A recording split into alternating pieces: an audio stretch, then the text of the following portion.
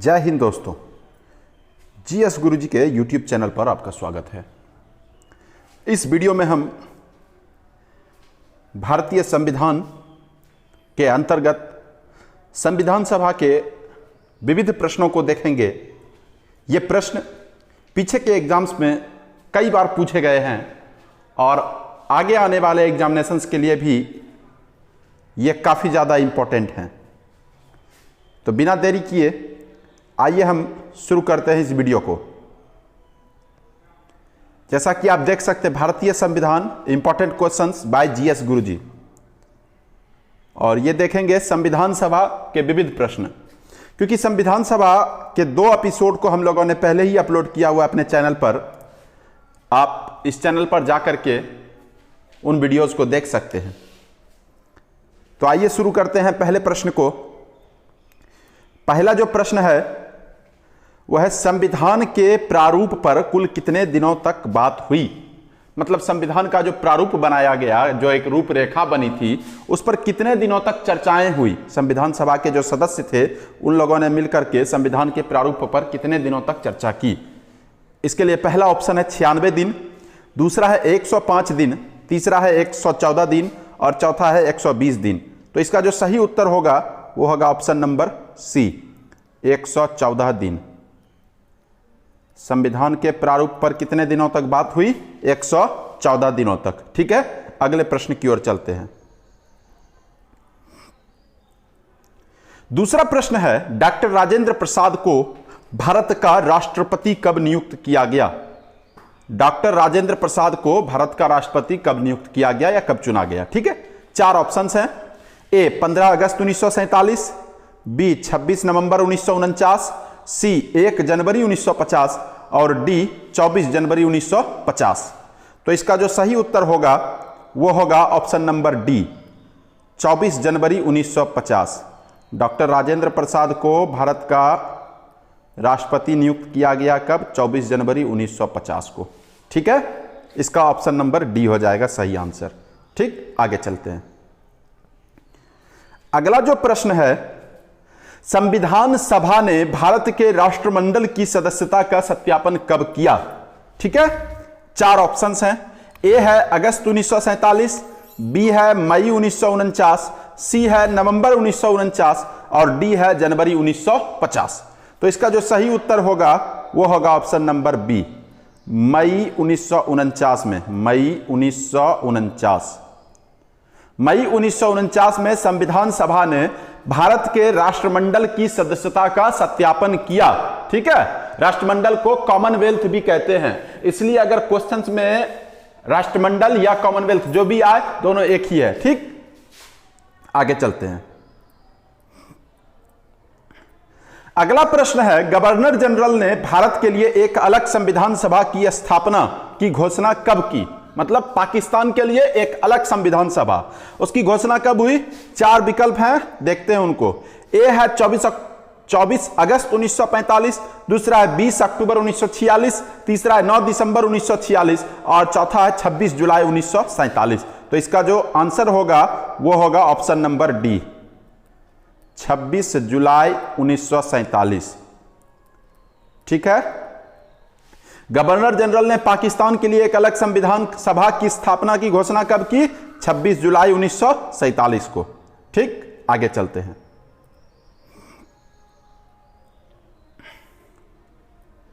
अगला जो प्रश्न है वह है कि 1946 ईस्वी में कैबिनेट मिशन के प्रस्ताव पर गठित अंतरिम मंत्रिमंडल में राजेंद्र प्रसाद को कौन सा मंत्रालय प्रदान किया गया था। राजेंद्र प्रसाद क्या थे? देश के पहले राष्ट्रपति, लेकिन वो राष्ट्रपति कब बने थे? 1950 में। बात है यहां 1946 के कैबिनेट मिशन प्रस्ताव पर। कैबिनेट मिशन प्रस्ताव पर जो अंतरिम मंत्रिमंडल का गठन हुआ था, उनमें राजेंद्र प्रसाद को मंत्री बनाया गया था। उनके पास कौन सा मंत्रालय था, यह क्वेश्चन पूछ रहा है। ठीक है, तो इसके लिए 4 ऑप्शंस हैं। ए है खाद्य एवं कृषि, बी है रेलवे, सी है श्रम और डी है शिक्षा। ठीक है, तो इसका जो सही आंसर होगा वो हो जाएगा ऑप्शन नंबर ए, खाद्य एवं कृषि। राजेंद्र प्रसाद को खाद्य एवं कृषि मंत्रालय दिया गया था। बात अगर करें रेलवे की, तो रेलवे किसको मिला था? रेलवे मिला था आसफ अली को। किसको? आसफ अली। ठीक। और उसके बाद बात करें श्रम की, तो श्रम किसको दिया गया था? श्रम मिला था जगजीवन राम को। किसको मिला था? जगजीवन राम को। जगजीवन, श्रम मिला था किसको? जगजीवन राम को। और अगर बात करें शिक्षा की, तो शिक्षा प्रदान किया गया था किसको? सी राजगोपालाचारी को। सी यानी कि चक्रवर्ती राजगोपालाचारी। राजगोपालाचारी। ठीक है। तो अगर बात करें इस क्वेश्चन की, तो इसमें क्या कह रहा है कि 1946 में कैबिनेट मिशन के प्रस्ताव पर गठित अंतरिम मंत्रिमंडल में राजेंद्र प्रसाद को कौन सा मंत्रालय दिया गया था? तो इसका जो सही उत्तर होगा वो होगा ऑप्शन नंबर ए, खाद्य एवं कृषि। अगले प्रश्न की ओर चलते हैं। भारतीय स्वतंत्रता अधिनियम को ब्रिटिश संसद में कब प्रस्तावित किया गया था? मतलब भारत चूंकि ब्रिटेन का गुलाम था, या फिर ऐसा कहें कि भारत पर ब्रिटिश साम्राज्य का आधिपत्य था, तो जब भारत स्वतंत्र किया गया तो उसके लिए ब्रिटिश सरकार की सहमति बिल्कुल जरूरी थी। तो उसी सहमति के लिए ब्रिटिश संसद में कब प्रस्तावित किया गया? क्या प्रस्तावित किया गया? भारतीय स्वतंत्रता अधिनियम। ठीक है। इसके लिए 4 विकल्प हैं। ए है जनवरी 1947, बी है 4 जून 1947, सी है 4 जुलाई 1947 और डी है 4 अगस्त 1947। तो इसका जो सही उत्तर होगा वो होगा 4 जुलाई 1947। 4 जुलाई को ब्रिटिश संसद में पेश किया गया और जो खबर आई वो 18 जुलाई को ये फाइनल होकर के आ गया। 18 जुलाई 1947 को। कब? 18 जुलाई 1947 को यह घोषणा कर दी गई, ब्रिटेन से एकदम स्पष्टीकरण दे दिया गया कि भारत अब पूर्ण रूप से स्वतंत्र है। ठीक है। तो इसका जो सही उत्तर हो जाएगा, ब्रिटिश संसद में कब पेश किया गया था? वो 4 जुलाई 1947 को। और पूरी तरह से ब्रिटेन से भारत को कब मंजूरी मिल गई स्वतंत्रता की? वो 18 जुलाई 1947 को। ठीक है। आगे चलते हैं। अगला प्रश्न है, मुस्लिमों के लिए प्रथम पृथक निर्वाचक मंडल की व्यवस्था किस अधिनियम के तहत हुई? मतलब मुस्लिमों का एक अलग निर्वाचक मंडल, ठीक है, वो किस अधिनियम के तहत उसकी व्यवस्था की गई? 4 विकल्प। ए है 1858 का चार्टर एक्ट, बी में है मार्ले मिंटो सुधार, सी में है मॉन्टेस्क्यू चेम्सफोर्ड सुधार और डी में है 1935 का भारत सरकार अधिनियम। तो इसका जो सही आंसर होगा वो होगा मार्ले मिंटो सुधार। ठीक है। यह कब आया था? 1909 में। मार्ले मिंटो कब आया था? 1909 ईस्वी में। इसलिए इसको जो है 1909 ईस्वी का भारत शासन अधिनियम भी कहा जा सकता है, या फिर मार्ले मिंटो सुधार। मुस्लिमों के लिए पृथक निर्वाचक मंडल की व्यवस्था किस अधिनियम के तहत हुई? 1909 ईस्वी के भारत शासन अधिनियम।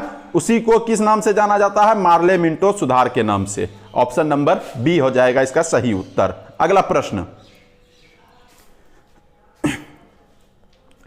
अगला जो प्रश्न है, किस अधिनियम के द्वारा भारत के गवर्नर जनरल का पद सृजित किया गया? गवर्नर जनरल क्या होता था? वो एक ऑफिसर होता था जो कि पूरे साम्राज्य की देखरेख करता था। ठीक है।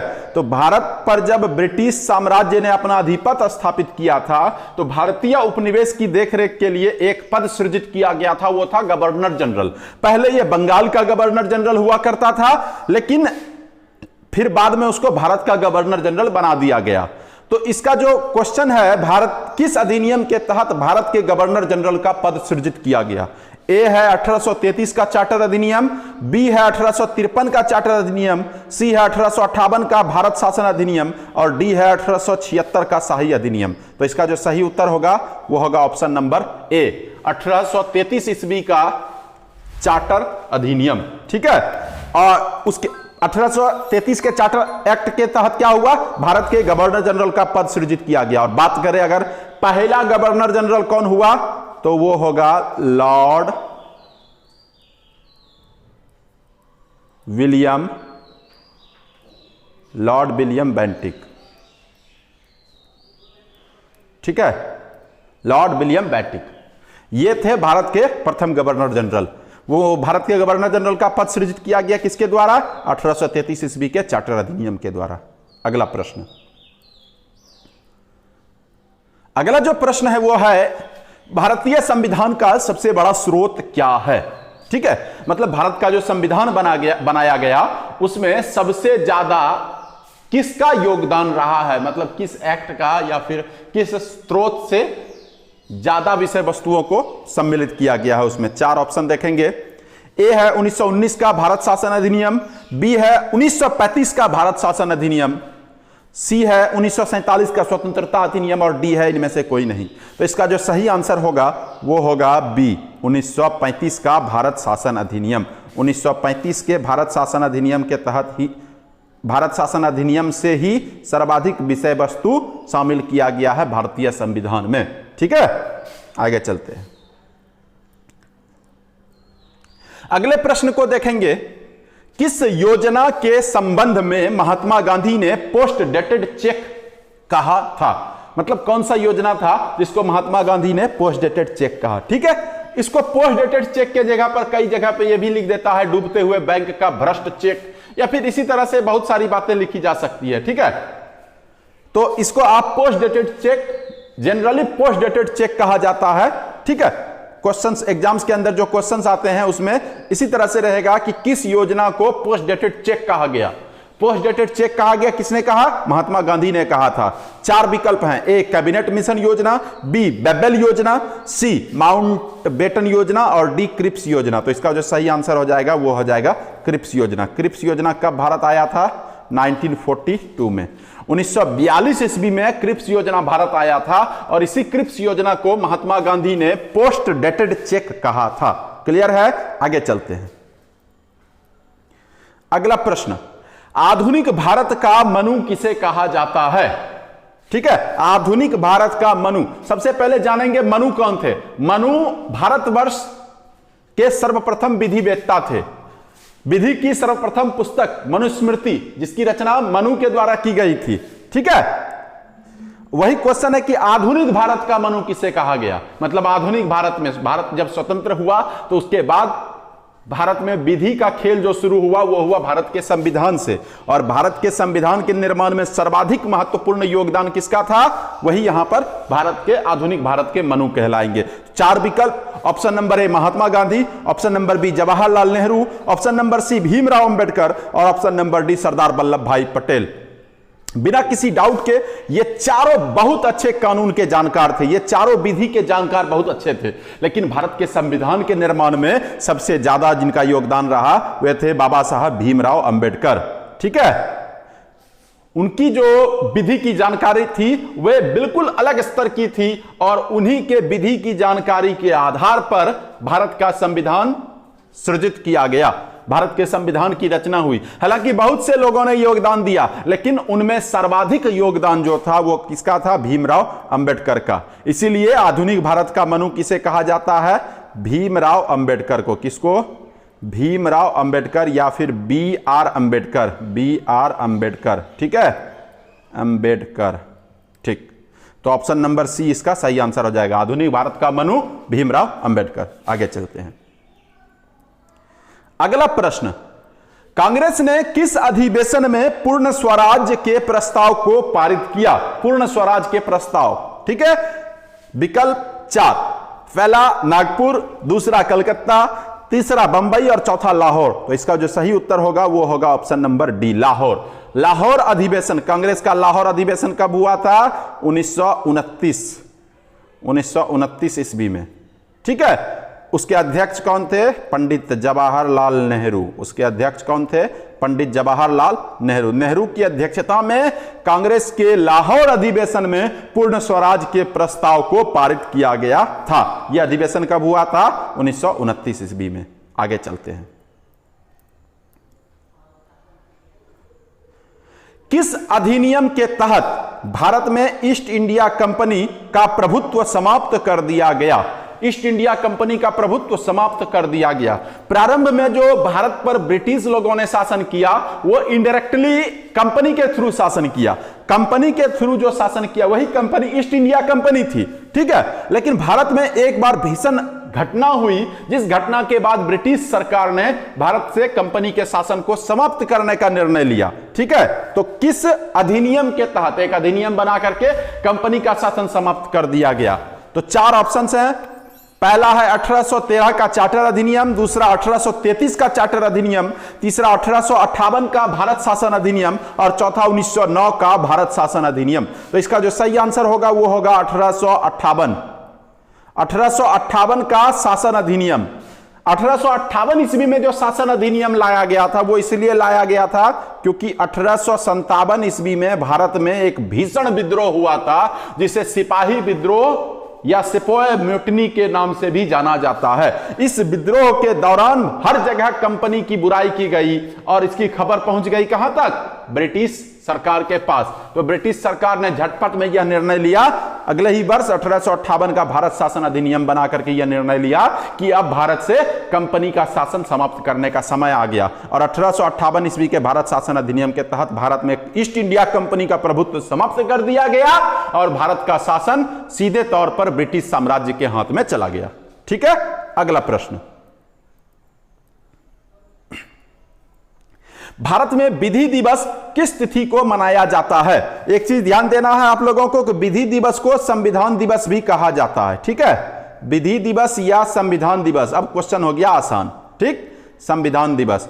तो इसमें आपको देखना है ऑप्शन में। पहला ऑप्शन है 26 नवंबर, दूसरा है 15 अगस्त, तीसरा 26 जनवरी और चौथा है 14 अप्रैल। ठीक है, तो भारत का संविधान बनकर के तैयार कब हुआ था? 26 नवंबर 1949 को। इसलिए ऑप्शन नंबर ए हो जाएगा। 26 नवंबर विधि दिवस या संविधान दिवस के रूप में मनाया जाता है। और अगर बात करें और ऑप्शंस की तो ऑप्शन को देखेंगे, ये 15 अगस्त। 15 अगस्त को क्या मनाया जाता है? स्वतंत्रता दिवस, इंडिपेंडेंस डे, है ना। उसके बाद फिर क्या है? अगला जो ऑप्शन है वो है 26 जनवरी। तो 26 जनवरी को क्या मनाया जाता है? 26 जनवरी को मनाया जाता है गणतंत्र दिवस अर्थात रिपब्लिक डे, है ना। उसके बाद जो चौथा ऑप्शन है वो है क्या है? चौथा ऑप्शन में चौथा ऑप्शन है 14 अप्रैल। 14 अप्रैल को क्या मनाया जाता है? अंबेडकर जयंती, क्योंकि इस दिन भीमराव अंबेडकर का जन्म हुआ था, है ना। तो यहां जो क्वेश्चन है कि भारत में विधि दिवस किस तिथि को मनाया जाता है, तो इसका सही आंसर हो जाएगा, क्या हो जाएगा इसका सही आंसर? इसका सही आंसर हो जाएगा 26 नवंबर, ऑप्शन नंबर ए। ठीक है, आगे चलते हैं। अगला जो प्रश्न है, हमारे राष्ट्रध्वज का डिजाइन किसने तैयार किया था, है ना। तो 4 विकल्प। पहला है विकल्प ए जो है option number A madam Bhikaji Cama, option number B है Shyamji Krishna Varma, option number C है दादा भाई नौरोजी और ऑप्शन नंबर डी है पिंगली वेंकैया। तो इसका सही उत्तर हो जाएगा ऑप्शन नंबर डी, पिंगली वेंकैया, है ना। इसका सही विकल्प आंसर क्या हो जाएगा? ऑप्शन नंबर डी, पिंगली वेंकैया। इन्होंने भारत का राष्ट्रध्वज, हमारा जो तिरंगा है, उसका डिजाइन किसने तैयार किया था? पिंगली वेंकैया, ऑप्शन नंबर डी। ठीक, तो इस प्रश्न के साथ यह वीडियो यहीं पर समाप्त होता है। और अगर आपको इस वीडियो का पीडीएफ चाहिए तो हमारे डिस्क्रिप्शन में दिए हुए टेलीग्राम लिंक से हमारे टेलीग्राम चैनल से जुड़े और वहां पर आपको इस वीडियो का पीडीएफ आंसर सहित मिल जाएगा। और जो विशेष जानकारी है ये कि daily current affairs by GS Guruji, मतलब हमारे इस यूट्यूब चैनल पर हर रोज current affairs, important current affairs जो आने वाले एग्जाम्स के लिए काफी ज्यादा इंपॉर्टेंट हैं, हर रोज प्रोवाइड कराए जाते हैं। ठीक है, और अगर आप इस चैनल पर नए हैं तो हमारे चैनल को सब्सक्राइब करें और सब्सक्राइब बटन के बगल में एक घंटी जैसी आकृति है, बेल आइकन, उसको दबाना ना भूलें ताकि हमारे द्वारा अपलोड किए गए सभी वीडियो, उनके नोटिफिकेशंस आप तक सबसे पहले पहुंचे और आप तेजी से हमारे वीडियो से जुड़ करके अपनी जानकारी में वृद्धि कर सकते हैं। धन्यवाद।